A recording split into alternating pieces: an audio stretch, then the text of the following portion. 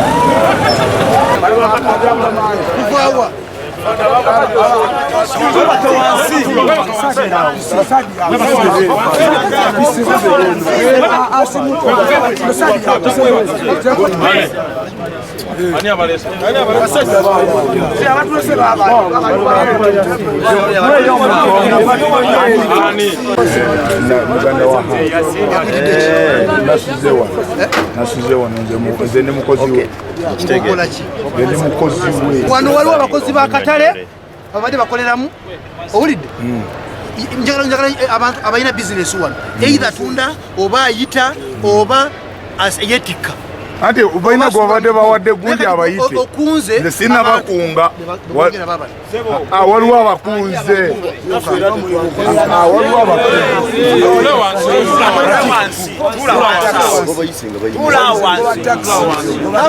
abasirikale nga bagala mu ddembe yalize poliisi weeri kiriwe kiti naye bakunga ogambye mugano wa hamu anze obweta ndi wano nasuze wano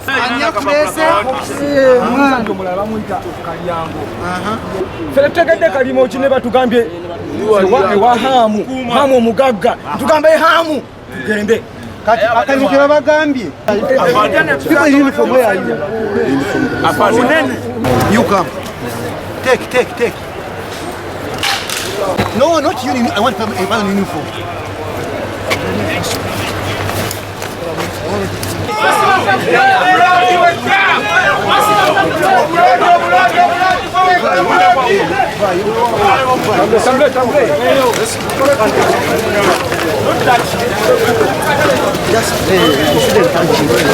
Don't.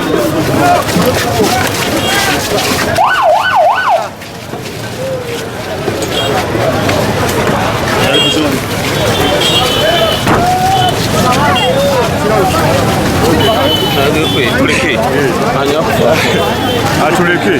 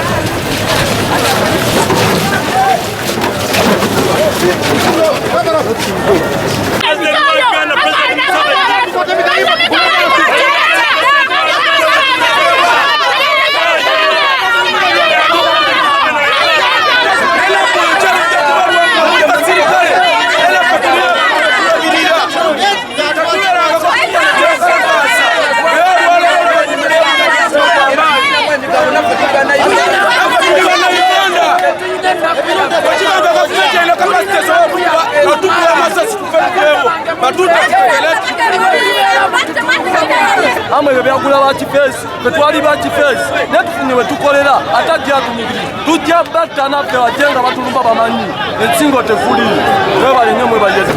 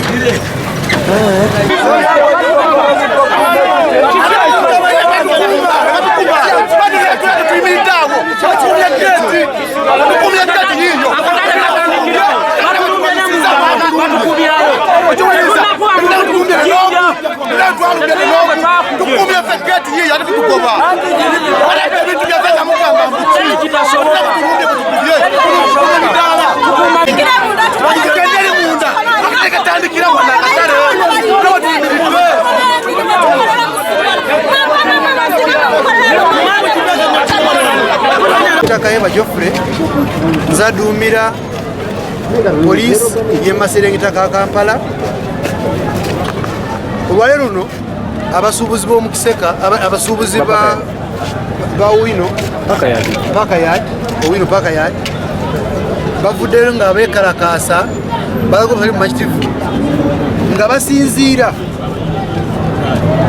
ku statement eyaweebwa minisita nti abawadde ebbanga eggere basenguke bavaawo ekifo ekyo bakiteeke ku mutindo ogw'ekibuga buli omusuubuzi buli muntu akikoleremu nga kimusanyusa abantu ng'abantu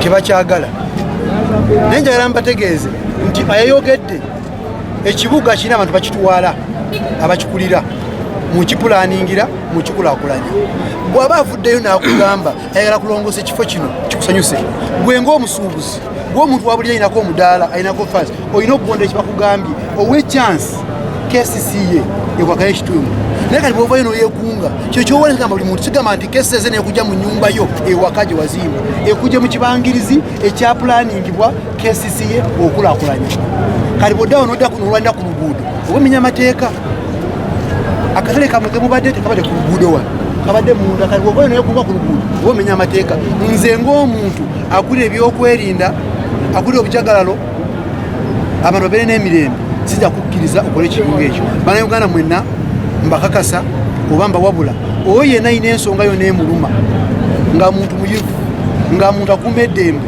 atambule amateeka nga bwegalagira agende ekintu bwe kivudde abanyole lwaki akanja nakyo ngano okuyokya ebipiira okukasuka amayinja okwekugumba n'okugala enguudo tekiraga obuyivu saawa zino si byakulwana amagezi ge gasinga n'okuteesa.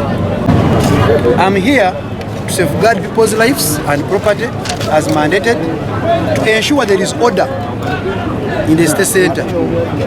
As per the morning, the vendors of Pakayad, they were reacting on the statement issued by the minister of giving them time frame to relocate.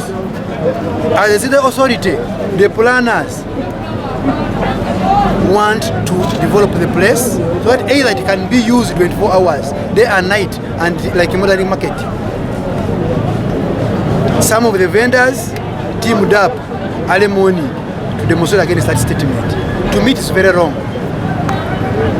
As elites, as people living in the state center, we must understand there is authority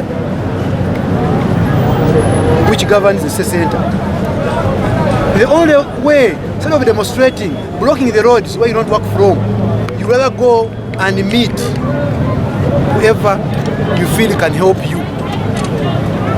Use any other legal means or use any other channel to have a dialogue than causing commotion, disorganizing business like other people in the trading in the arcades. They are not selling because of the fear from here. People have organized the face, the goons to come and demonstrate. Even you have seen the stones on our policemen, on our police cars. These vehicles you are damaging, they are your vehicles. They are not police cars. These are public vehicles, community vehicles. In the case of accidents, these are very vehicles which take you. In the case of any emergency, these are the very vehicles you rush. But if you team up with such US ventures and damage these vehicles, it is very bad. So I call upon the entire public, the community in Uganda, Kampala at large, to always have peaceful means of solving their issues. Follow normal channels.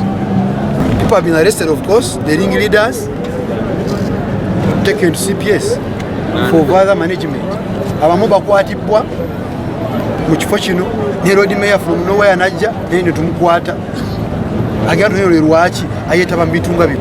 Kuba mukulembeze weetekemu ekitiibwa, si buli kino yakyenyigiramu.